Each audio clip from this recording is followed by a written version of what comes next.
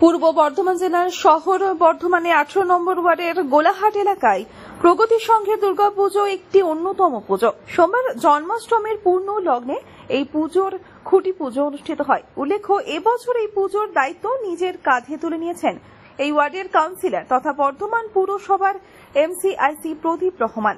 এবছর পুজোর বাজেট প্রায় 5 লক্ষ টাকা। আমাদের এই গোলাঘাট প্রগতি সংঘের উদ্যোগে এবছরে 2024-এর দুর্গাপুজোর শুভ সূচনা হল খুঁটি পুজোর মধ্য দিয়ে।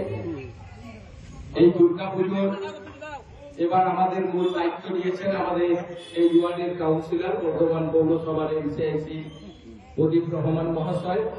এবং আজকের এই খুঁটি পুজোর অনুষ্ঠানে আমার সম্মানীয় অনেক দাদারা রয়েছেন, আমার দিদি বৌদিরা রয়েছেন, ভাইয়েরা রয়েছেন। সবাইকে আজকের মতো এইরকম একটা শুভ দিনে সবাইকে আমি আমার শুভেচ্ছা এবং ভালোবাসা জানাই। আমরা প্রতি বছর সবাই জানি যে বর্ধমান শহরের যে বড় বড় দুর্গাপুজোগুলো হয়, প্রগতি সংঘের দুর্গাপুজো ভালো হয়। এবার আমরা আশা রাখবো আমাদের প্রদীপ রহমানের নেতৃত্বে এই পুজো অনেক বড় হবে এবং 6 দিন যেমন আমরা আনন্দ করবো, একদিন আমরা কার্নিভাল করবো। প্রদীপ প্রতিবারই কার্নিভালে অংশগ্রহণ করে, এবারও যাতে আমাদের শহরের এই কার্নিভালে অংশগ্রহণ করে, কারণ রাজ্যের মাননীয় মুখ্যমন্ত্রী এবার দুর্গাপুজোর মিটিং এর দিন এদিন খুঁটি পুজোয় উপস্থিত ছিলেন বর্ধমান দক্ষিণ বিধানসভার বিধায়ক খোকন দাস, বর্ধমান পুরসভার এমসিআইসি প্রদীপ রহমান সহ বিশিষ্ট ব্যক্তিবর্গ। আজকে আমাদের প্রগতি সংঘের মাঠে আমাদের সামনে যে আমাদের দুর্গাপুজো আছে, সেই দুর্গাপুজো উপলক্ষে আমাদের খুঁটি পুজো করলাম। এলাকার প্রত্যেকটি মা বোন কাছে উপস্থিত থেকে আজকে আমাদের খুঁটি পুজো হলো এবং সকলে খুব আনন্দিত। সামনে পুজো,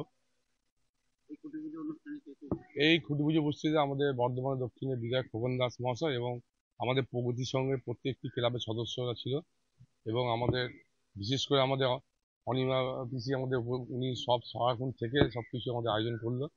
অমিতদা, গৌতম দা সব ছিল থেকে আমাদের পুজোটা।